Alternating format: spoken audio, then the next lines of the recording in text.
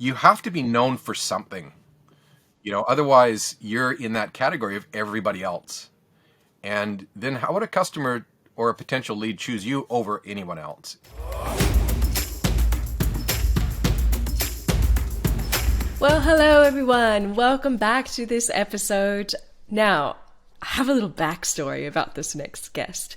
So, I'm always on the hunt for extraordinary business owners that I really feel are doing things the right way to, live a better, more joyful life. And I came across Bruce, and I was absolutely fascinated because of his extraordinary ability to niche and how he discovered this whole industry that he supports and how he does not stray away from it. And we're going to talk about that and why having an area of specialty is so important to your health and well-being and happiness in your business. So more on that soon. But really quickly, let me introduce you to Bruce. So Bruce Poling is originally from Canada. So we both sort of share that Northern American vibe going on. But he was an owner of a joinery business. So, like cabinetry. So an owner of a successful business in Canada and Australia. And then he started a business called the Joinery Coach, where he basically has a team of specialist coaches that focus on this industry and basically help joinery businesses to grow. And off of this business, he has a really successful Facebook community. He has YouTube videos. He has a podcast as well.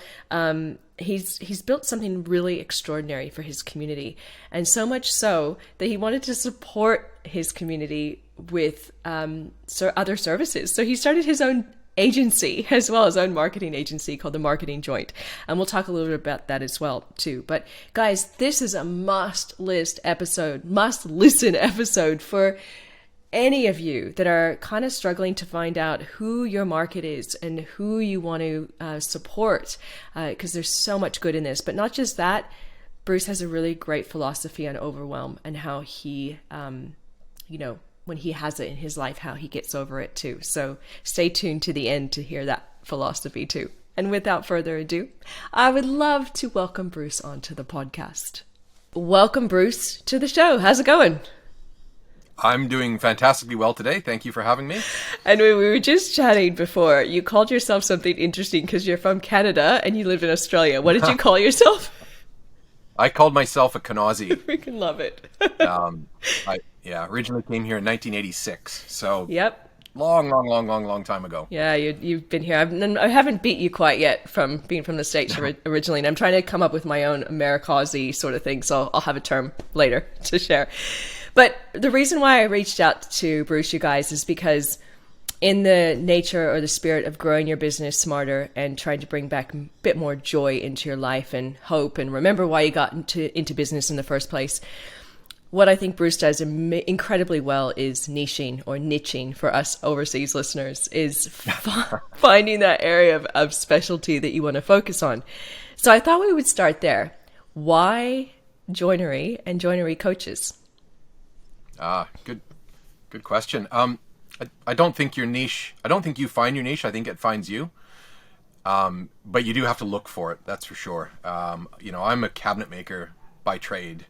And so I've always worked in this industry, but when I sold my last business, we were in Canada running a kitchen business in Canada, and I sold that. Long story, you can read about it on the website. But the end result is I really wanted to find out what I could do for the rest of my life that I would love doing, that I would have longevity in and would give me purpose and all that fun stuff that I think everybody needs to find somehow. I had a bit of a moment, you sort of go to the top of the mountain and talk to Job for a few weeks after I sold my business, because I wasn't really sure what I was going to do, but I kind of knew that I wanted to do something that would give back to the industry. And it became very, very clear to me that the consultants and coaches that helped me in my business were the people that I wanted to become. So back in about 2003, I set about whatever I needed to do to become the best coach to this industry, to help the industry itself, I guess, kind of avoid some of the pain and suffering that I did. Yeah. And so I've been doing this ever since 2003, 2004.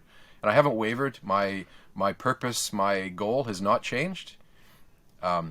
How I've gone about it has changed a little bit over the years, which has really just strengthened that the niche is the right thing to be in, because sometimes we get a kind of, let's say, enticed by other things that are outside of the niche, and you think maybe that's going to be a good idea until you do it, and you realize, yeah, this feels kind of icky. So every time that's happened to me over the last 20 odd years, I've come back to this. And in short, I want to help people avoid some of the struggles that I went through, and maybe fast track the success.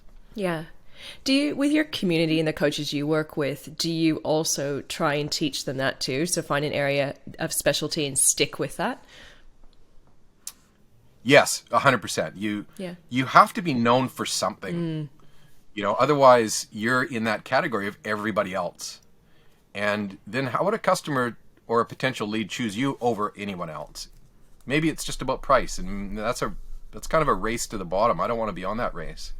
I want to be known for something. I want to be something that is a specialty. So, our clients kind of struggle with this, because everybody kind of does kitchens or furniture or commercial fit out, but everybody needs to be clear on what you're really good at, and be okay broadcasting that. Be okay with making that the thing that you tell people about. While I have you here, and because you're so good at niching, I would like to actually ask you how you start going about that. Because like you said, you work with people and everyone sort of does the similar sort of service or similar offering. If you were to talk to somebody right now and they're coming to you and they're saying, Bruce, man, I'm stuck. I do not know who to talk to. Who's my market? How do I stand out? Where would you say that they should start to try and work out who that person is? Great question, Heather. And actually, we have a training on this. Selfless plug. In short, a niche can be one or two things. It can be a thing.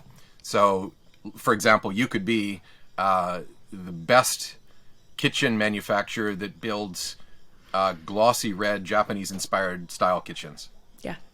And maybe you're the only one that does that. That's a thing that people will know you for. So it can be a thing, or it can be a service of some kind. You can be, you can be a service of some kind. So the thing with niching though is you just have to pick one. And a lot of people, the misconception about niching that everybody has, or most people have, is that if I niche, then I'm going to limit my clients. I'm going to limit how many people I will actually take on board as clients. Yeah.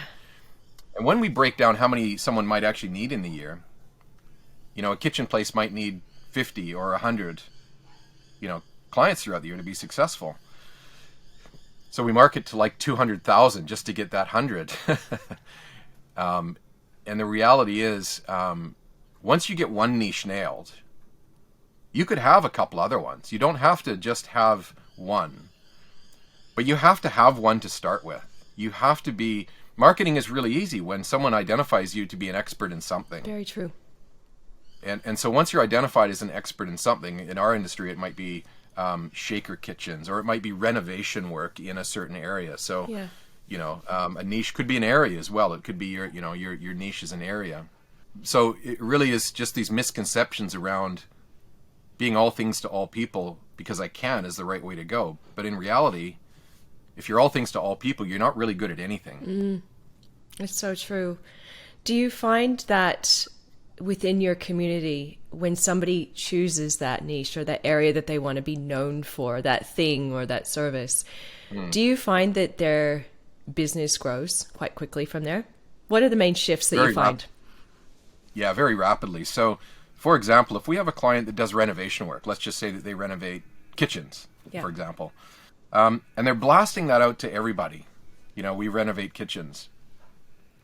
No specific style or no way that they do it. Yeah. There are 1,000,001 people renovating kitchens right now. Like, it's just a completely saturated, flooded market, which can be a good and a bad thing.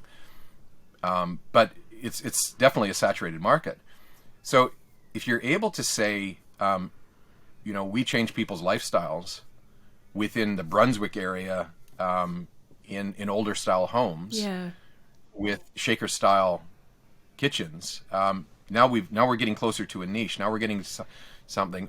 Or it could be that your demographic is your niche. It could be that your niche is a demographic in this particular situation of an older generation, 55 to 60 years old. Because the other misconception around a niche is well, you could be 40 to 60 years old. Yep. Now, I'm I'm above the 50-year mark, let's say. And I know that the language that I was using when I was 30 or 40 years old isn't the same as what I'm using now. So for example, when my wife and I were bringing up the kids, we knew we couldn't have nice things. Yep. We knew if we were putting something in our house, it had to be indestructible. It had to be durable. It had to stand up to abuse, right? That's what the language was that we wanted. So if I'm marketing my renovation business to a demographic of 35 to 40-year-olds, we might say something in our marketing that is along the lines of, are you looking for something that's durable and it's going to stand up to a little bit of wear and tear while the kids can do their thing? Or if you're marketing to a 65-year-old, you might say, well, you can now have nice things. It's now time for you to have that beautiful kitchen that can make you house proud. Very different language, right? So Totally. that niching, once you get out into the market and use the right language for your niche, and they resonate with that, because they're gonna hear that, they're gonna read it, and they're gonna go, oh, he's speaking my language. There's so much gold in that. Yeah, it's making perfect sense around just clarity of messaging, but all the different types of niches that you can have, like you're saying, anywhere from demographics to areas of specialty. Like you were saying something about a red kitchen top. By the way, I'm learning things about kitchens right now too. So thank you for sharing this value, because I try and explain this to people as well that I work with in our business. It's like, guys, choose what you want to stand for and find the people that you want to work with and be clear on who they are. So I want to change gears a little bit around some tangible tips that you can share. So if you think through, guys, by the way, Bruce has so much going on in his life and business. He has an amazing podcast as well. So a community of coaches, he works within a marketing agency, so much. So through all of that, your community, and even your own businesses, what are 3 tips that you can come up with to help our listeners to grow smarter, to de-stress, to sort of stop that cycle of overwhelm as they scale? Yeah, business owners and industries are different, of course. So it's different depending on what industry we're talking to and who's picking this up. In many businesses that we work with, someone became a business owner just almost through default, like. Oh yeah, I'm a business owner now. I don't want to listen to the boss anymore, so I'm going to go out and start my own business. Yeah. There are no laws against someone starting a business. There's no regulations that say you have to be qualified with your X, Y, and Z's to start a business. So far too many people will, in our industry, spend 4 years in an apprenticeship to learn how to put square boxes together, essentially, but then start a business which is like 1,000,000 times more complicated than being a tradesman, and never do any educational knowledge, never upskill themselves to actually learn how to run a business. 5 years go by, 10 years go by, and they're going, this is really hard. And I'm going, yeah, no wonder it's hard, dude. You don't know how to do this. It's not that you can't do it. It's just that you never actually learned how to. So that hard is always going to be there. So First point is be okay looking yourself in the mirror and identifying that you have some skills gaps, that you need to learn more to be able to do more. Yeah. The more you know, the more you can do. It's kind of a simple graph, right? The more you know on the x-axis, and the y-axis goes this way, the more you know, the more you're going to be able to do. And that's a life journey. The more you learn, the farther you're going to advance yourself in life. So first point is, if you're going to run a business, first of all, learn how to run a business. And some of that's just foundational. How do you look after your money? How do you do your marketing? How do you build your team? Those sorts of foundational things. Yeah. Totally. Good point. What else? Point number 2. People will always say, I just don't have enough time, quote unquote. And this time thing is probably the biggest killer of people, because Heather, you have the same amount of time that I do. Everybody on the face of the planet has the exact same amount of time. So nobody has more or less time. But what people do is they tend to cram too much stuff in the time they have and say, I don't have enough time.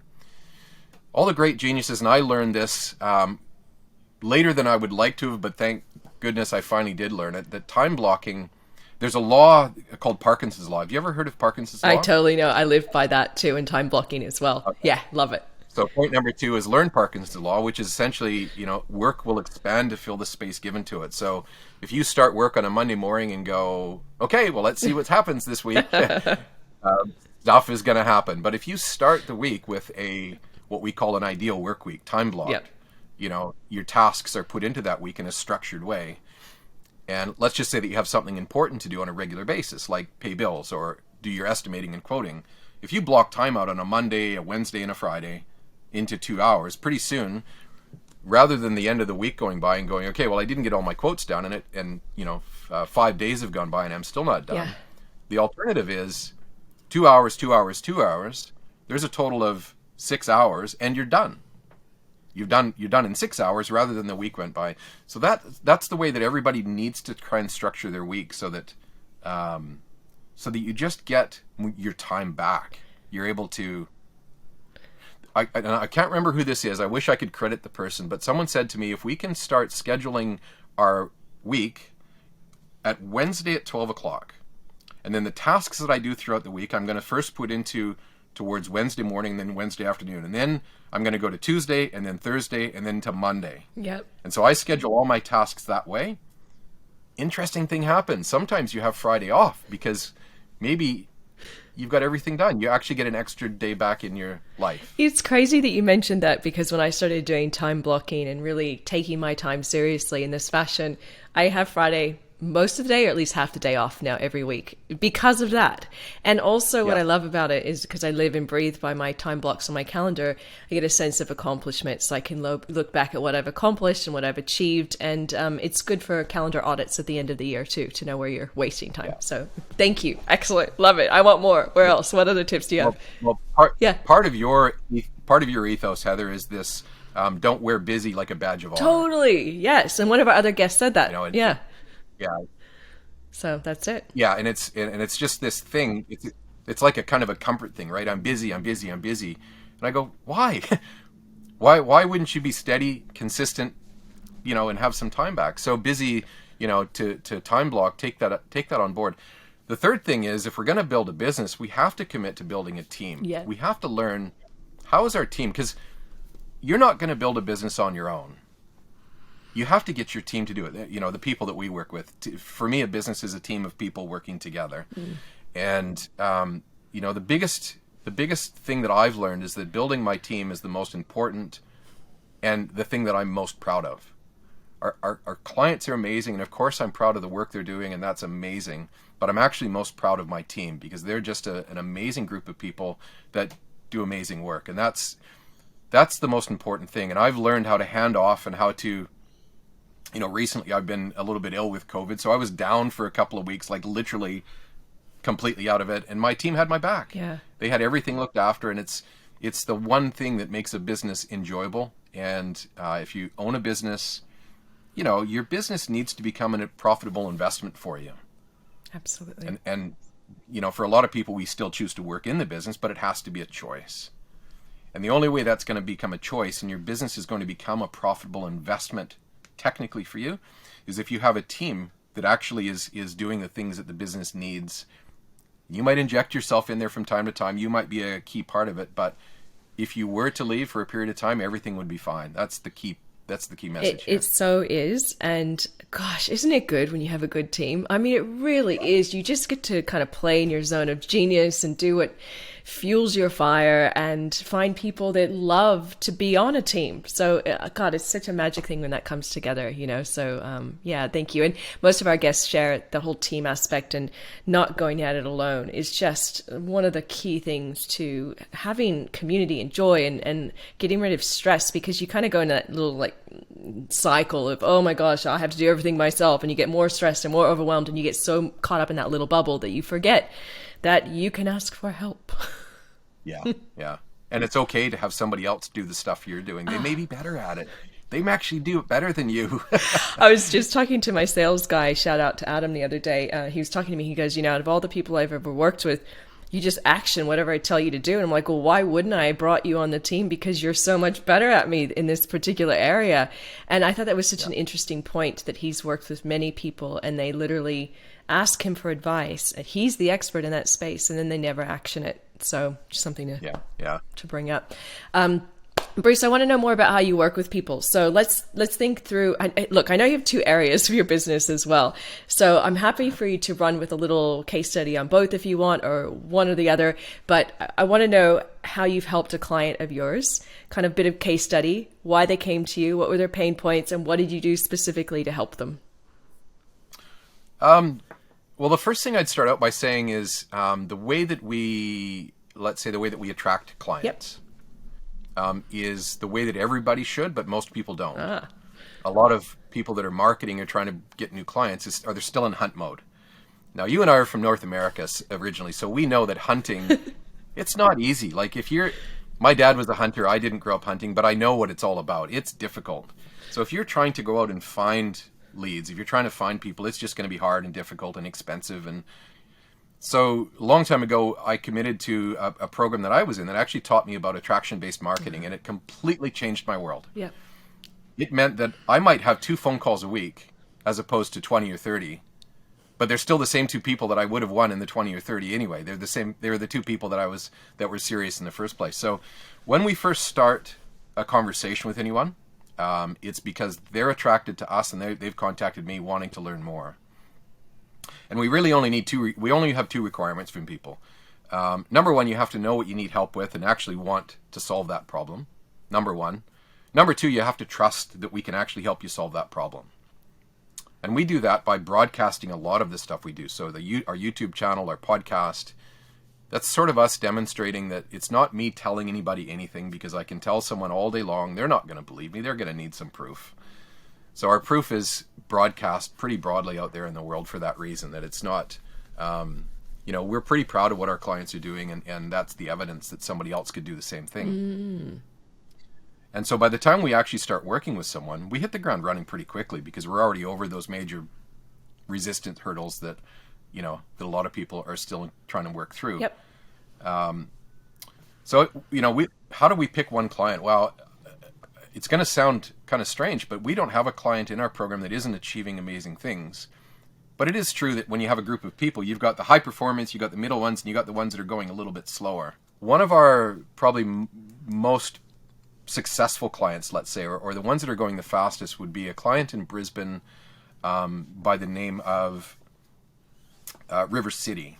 Now, they do commercial work. Okay. A lot of their stuff is unusual commercial joinery, and it's probably the toughest part of the industry to work in, where you're working with these commercial builders. Really difficult. And Christian and Hannah are the owners of the business. And when they first joined us, the weight of the business was kind of on their shoulders, and they were sort of in that uncertain mode. Business wasn't successful like they wanted it to be, and they weren't really sure, what the next steps were. Well, Christian is an amazing business owner, and his wife Hannah as well. The thing that they did best was they just implemented. They just did stuff. They took on board what we were suggesting, contextualize it, and we worked with them to make it suit their business, because every business is unique. And they just implemented, knowing full well that, hey, maybe this isn't going to work the first time, but then the second time it's going to work better, the third time, the fourth time. And by the time we get to maybe the 4th time, we've nailed it. Yeah. You've got to be prepared to do the first one that may not work, and do it without resistance. And they've followed the plan that they created, and they continue to follow that plan. And the end result is, after 2 years, they would say that their business has really completely turned around, and Christian is now in that place as a business owner that he wants to be, where he's got his team and he can kind of go off. He's got his nice new Ram truck that he's driving, like just a fantastic, place to be in. And they're probably one of the standouts, I would say. We have a number of standouts. I apologize to our client base for not mentioning everybody else, but they're probably one of the standouts that would come to mind first. Excellent. And I love how you started the question as well, where you talked about the different tiers of clients and them holistically, I suppose. I like asking this question of people that come on my show, because I like the answers I get. They're not quite black and white. And you answered it like I was hoping. So that was really good. I actually want to talk a little bit more. When you and I jumped on earlier and before we hit record, you mentioned to me that you had your own marketing agency because I was complimenting you on your fantastic website, which guys will obviously tell you what that website is soon and put it in the show notes. And because I do know, by the way, some of our listeners are in the trade space, a lot of sort of practitioners and beauty space, health, wellness, all of that. So a lot of what you're saying is going to apply. But I don't divert, go back to where I was starting to. So I want to kind of understand this reason of the marketing agency and when did it come into play? Which was first out of the two businesses? Oh, well, the marketing agency is, it's a fairly recent initiative. Yeah. 2 years. Okay. 2 years it's been going. But it was a concept of mine probably 3 or 4 years ago, pre-pandemic, let's say. And the pandemic kind of put a little bit of the brakes on some of these initiatives that we all thought we would do. We go through this time of uncertainty with the pandemic. Okay, maybe I won't start that risky thing right now. But what we've experienced in our coaching program is that we coach people how to market their business, how to go through sales processes and sales conversations, and how to market their business. Now that's great as long as a business has somebody in their business to implement that marketing strategy. Love it. And we can coach that and we can teach people that really want to take that on board. And for some clients, they do an excellent job. We've got a great client in Adelaide, custom built cabinet makers.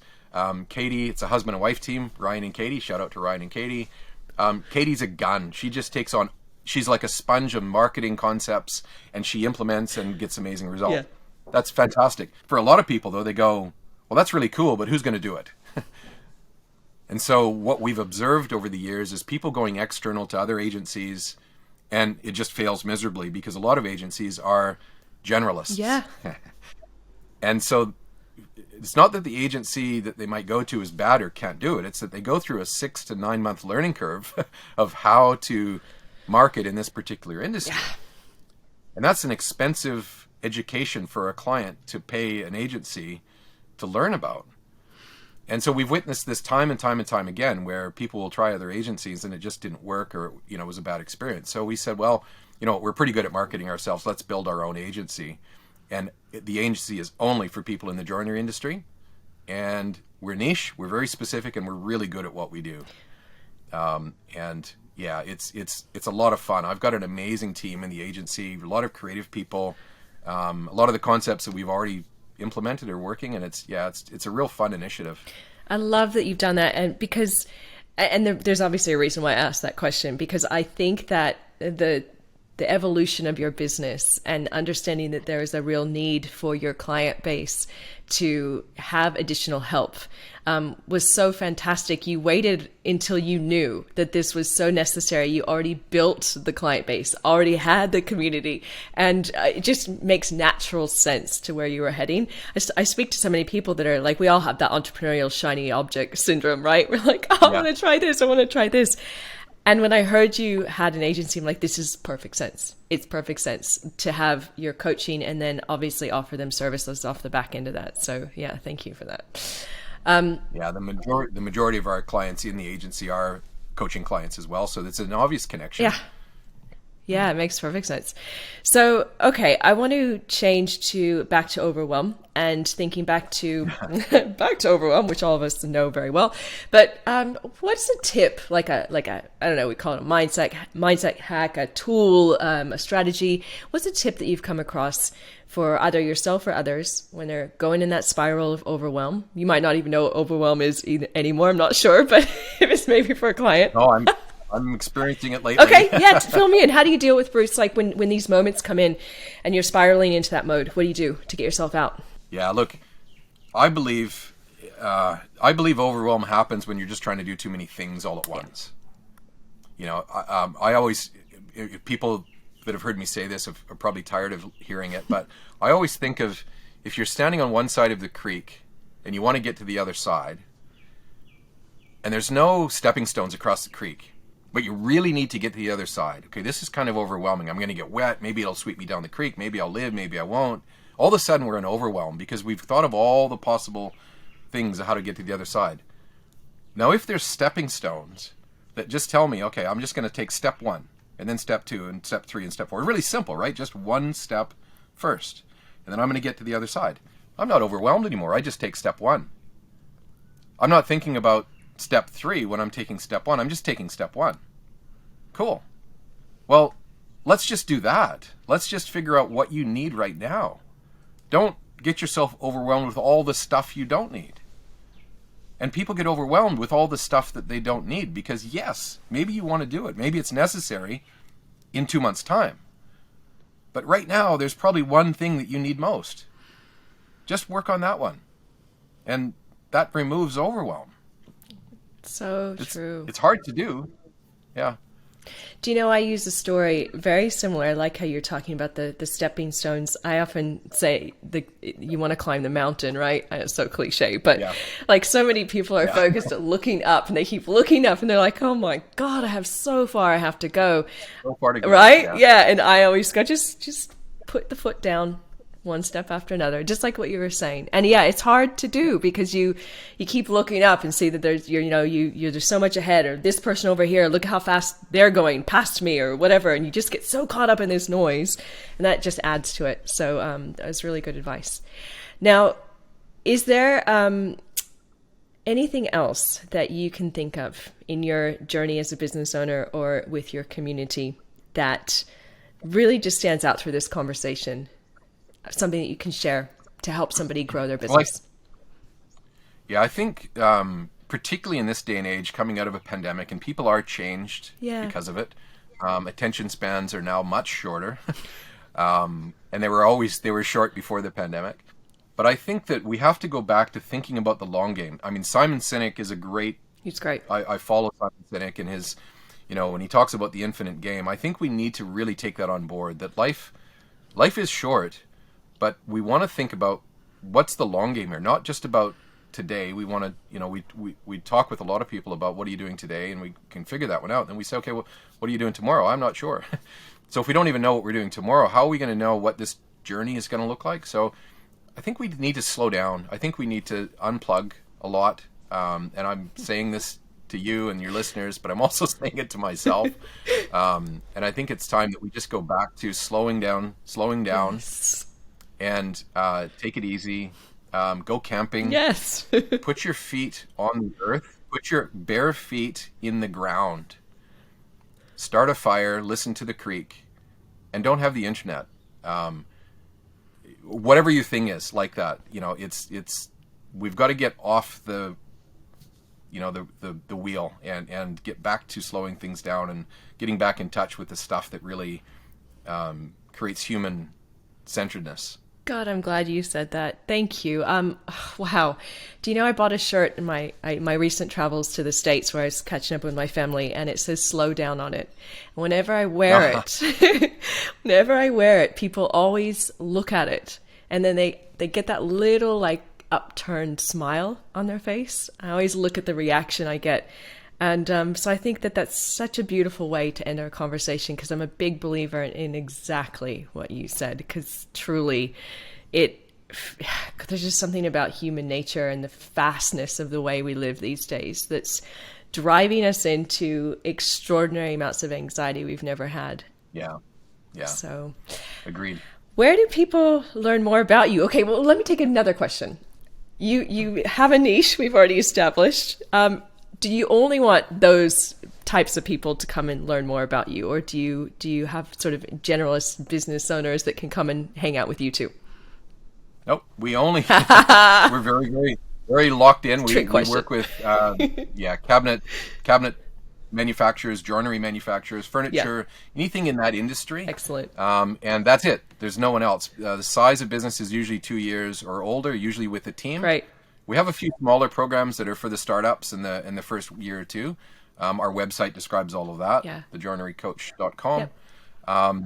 The way that we connect with people in many cases is in our Facebook group. We have a Facebook group called the Joinery Business Hub. Yeah, nice. And in that group, we kind of just jam. We just kind of talk about stuff. And we've got close to 1,000 people in that group. And if people want to learn more, then we just have a quick chat. The first step is, let's just have a chat. It's not a sales call. It's just, let's meet. And if I don't feel right for you, then let's not take it any further, right? So we don't actually have anything to sell until we know that we're a good fit. Yeah. There's nothing to sell. until we can figure out if there's a good sell. And then after that, we just talk about how we can help you. So it's a bit of an evolution in the conversation. But if people want to connect with our stuff, our YouTube channel, the Joinery Coach YouTube channel is extensive. Our podcast, the Joinery Business Podcast, common theme here, joinery something. Oh my gosh, there's so much to learn from your chat. I mean, just across all industries and different types of businesses. But guys, any joinery coaches or people in that space, go check out Bruce. He's amazing, and just your information has been timeless and so valuable to me as well as our listeners. So thank you so much for spending some of that time that we all share together and being here with me for the last 30 minutes. I appreciate it. Thank you very much for having me on.